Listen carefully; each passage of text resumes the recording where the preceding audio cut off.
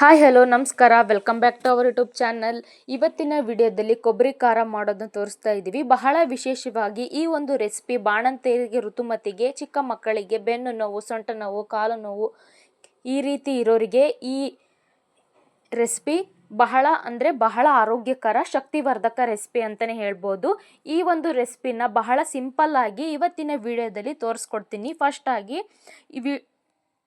ಆಳ್ವಿ ಬೀಜ, ಬಾದಾಮಿ, ಅಂಟು, ಕೊಬ್ಬರಿ, ಉತ್ತತ್ತಿ, ತುಪ್ಪ, ಬೆಲ್ಲ ಇಷ್ಟಿದ್ರೆ ಸಾಕು. ಈ ಒಂದು ಹೈ ಪ್ರೋಟೀನ್ ಲಡ್ಡುನ ಮಾಡ್ಕೋಬೋದು.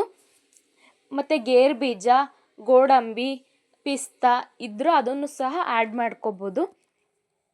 ಈಗ ಒಂದು ಕಡಾಣಿಯಲ್ಲಿ ಸ್ವಲ್ಪ ತುಪ್ಪ ಹಾಕ್ಕೊಂಡ್ಬಿಟ್ಟು, ತುಪ್ಪ ಕಾದ ನಂತರ ಈ ಅಂಟನ್ನ ಹುರಿತಾ ಇದ್ದೀವಿ.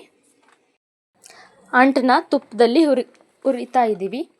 ಅಂಟನ್ನ ತುಪ್ಪದಲ್ಲಿ ಹುರಿಬೇಕಾದ್ರೆ ಅದು ಹಪ್ಪಳ ಸಂಡಿಗೆ ಥರ ಉಬ್ಬಿ ಬರಬೇಕು, ಅಂದರೆ ಅದು ಚೆನ್ನಾಗೈತಿ ಅಂತ. ಅದು ಹಾಗೆ ಉಳ್ಕೊಂಡ್ರೆ ಅದು ಚೆನ್ನಾಗಿಲ್ಲ ಅಂತ. ಈಗ ಅಂಟು ಹುರಿದಿದ್ದಾಯಿತು, ಒಂದು ಪ್ಲೇಟಲ್ಲಿ ತೆಗೆದು ಈಗ ನೆಕ್ಸ್ಟ್ ಆಳ್ವಿ ಬೀಜನ ಹುರಿತಾ ಇದ್ದೀವಿ. ಎಲ್ಲ ತುಪ್ಪದಲ್ಲೇ ಹುರಿದಿಟ್ಕೊಳ್ಬೇಕು. ಇದನ್ನು ಸ್ಪೋರ್ಟ್ಸ್ ಆಡೋರಿಗೆ ಅಥವಾ ಕುಸ್ತಿಪಟುಗಳಿಗೆ, ಸ್ಪರ್ಧಾಳಿಗಳಿಗೆ ಸಹ ಕೊಡ್ತಾರೆ, ಹೈ ಪ್ರೋಟೀನ್ ಇರುತ್ತೆ ಅಂತ.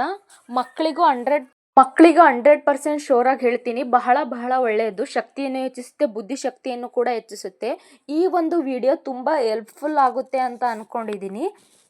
ಈ ವಿಡಿಯೋನ ಬಾಣಂತಿಯರು ಯಾರಾದರೂ ಗೊತ್ತಿದ್ದರೆ ಅವರಿಗೆ ವಿಡಿಯೋನ ಕಳಿಸಿ ರೆಸಿಪಿ ಮಾಡಿಕೊಡಿ ಅಂತ ಹೇಳಿ. ಈಗ ನೆಕ್ಸ್ಟು ಕೊಬ್ಬರಿ ಹುರಿತಾ ಇದ್ದೀನಿ.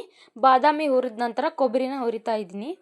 ಬೆಲ್ಲನ ಪಾನಕ ಥರ ಮಾಡಿ ಉಂಡೆ ಆದರೂ ಕಟ್ಕೋಬೋದು, ಇಲ್ಲದಿದ್ದರೆ ಬೆಲ್ಲನ ಪುಡಿ ಮಾಡಿ ಅದ್ರ ಜೊತೆ ಹಂಗೆ ಮಿಕ್ಸ್ ಮಾಡಿಕೊಂಡು ಕೂಡ ತಿನ್ಬೋದು.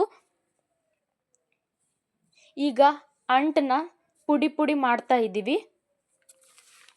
ಕೈಲಾದರೂ ಮಾಡ್ಕೋಬೋದು ಅಥವಾ ಈ ಥರ ಒಂದು ಕುಟಾಣಿಯಲ್ಲಾಗಲಿ ಅದನ್ನು ಪುಡಿ ಮಾಡಿ ಇಟ್ಕೋಬೇಕು. ಈಗ ಇನ್ನೊಂದು ಸರಿ ಕೊಬ್ಬರಿ ಎಲ್ಲ ಹುರಿತಾ ಇದ್ದೀವಿ. ಕೊಬ್ಬರಿನ ಮತ್ತು ಉತ್ತತ್ತಿನ, ಡೇಟ್ಸ್ನ ಈ ಥರ ಪುಡಿ ಮಾಡೋದ್ರಿಂದ ಮಕ್ಕಳು ಈಗ ಬಾಯಲ್ಲಿ ಅದು ಅಂಟು ಸಿಗ್ತಾ ಇದ್ದರೆ ತಿನ್ನೋದಿಲ್ಲ. ಈ ಥರ ಪುಡಿ ಮಾಡಿದರೆ ತಿಂತಾರೆ, ಅದಕ್ಕಾಗಿ ಪುಡಿ ಮಾಡ್ತಾ ಇದ್ದೀವಿ.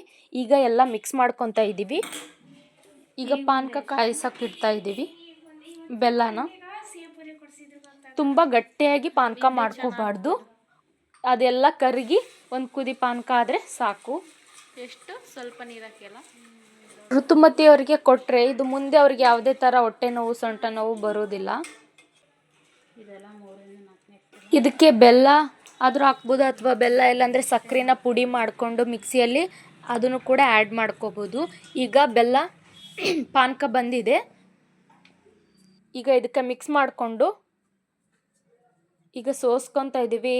ಕಲ್ಲಿಗಿಲ್ಲಿ ಇರುತ್ತೆ ಅಂತ ಅದಕ್ಕೆ ಸೋಸ್ಕೊಂಡು ಮಿಕ್ಸ್ ಮಾಡ್ಕೋಬೇಕು. ಈ ಥರ ಸೋಸ್ಕೊಂಡ್ರೆ ಯಾವುದೇ ಥರ ಕಲ್ಲು ಸಹ ಇರಲ್ಲ. ಈಗ ಎಲ್ಲ ಮಿಕ್ಸ್ ಮಾಡ್ಕೊತಾ ಇದ್ದೀವಿ. ಹಾಗೆ ಪುಡಿಯಾಗಿ ತುಪ್ಪದಲ್ಲಿ ತಿನ್ಕೋಬೋದು, ಅಥವಾ ಈ ಥರ ಉಂಡೆ ಥರನಾದರೂ ಕಟ್ಕೊಟ್ರೆ ತಿಂತಾರೆ. ಮಕ್ಕಳು ಈ ಥರ ಉಂಡೆ ಎಲ್ಲ ಕಟ್ಕೊಟ್ರೆ ಆಟಾಡ್ಕೊತ ತಿಂದ್ಬಿಡ್ತಾರೆ, ಹಾಗಾಗಿ ಉಂಡೆ ಕಟ್ತಾ ಇದ್ದೀವಿ.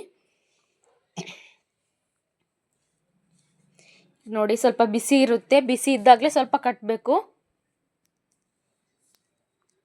ಬಾಣಂತಿಯರಿಗೆ ಮಾಡಬೇಕಾದ್ರೆ ಒಣ ಶುಂಠಿ, ಸೋಪು, ಬಜೆ ಮತ್ತು ಜಾಯಿಕಾಯಿ ಕೂಡ ಆ್ಯಡ್ ಮಾಡ್ಕೋಬೋದು.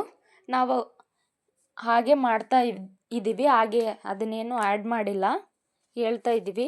ಬಾಣಂತಿಯರಿಗೆ ಮಾಡಬೇಕಾದ್ರೆ ಅದನ್ನೆಲ್ಲ ಸೇರಿಸ್ಕೋಬೋದು. ಈಗ ನೋಡಿ, ಉಂಡೆ ಕಟ್ತಾ ಇದ್ದೀವಿ. ಈ ವಿಡಿಯೋನ ಸ್ಕಿಪ್ ಮಾಡದೆ ನೋಡಿ, ತುಂಬ ಹೆಲ್ಪ್ಫುಲ್ ಆಗಿರುತ್ತೆ ಅಂತ ಅಂದ್ಕೊತೀನಿ. ಈಗ ನೋಡಿ, ಎಲ್ಲ ರೆಡಿ ಆಯಿತು ಪ್ರೋಟೀನ್ ಲಡ್ಡು. ವಿಡಿಯೋನ ಬಾಣಂತಿಯರಿಗೆ ಶೇರ್ ಮಾಡಿ, ಲೈಕ್ ಮಾಡಿ, ಸಬ್ಸ್ಕ್ರೈಬ್ ಮಾಡಿ, ಕಮೆಂಟ್ ಮಾಡಿ. ಮತ್ತೊಂದು ಹೊಸ ವಿಡಿಯೋದಲ್ಲಿ ಸಿಗ್ತೀನಿ.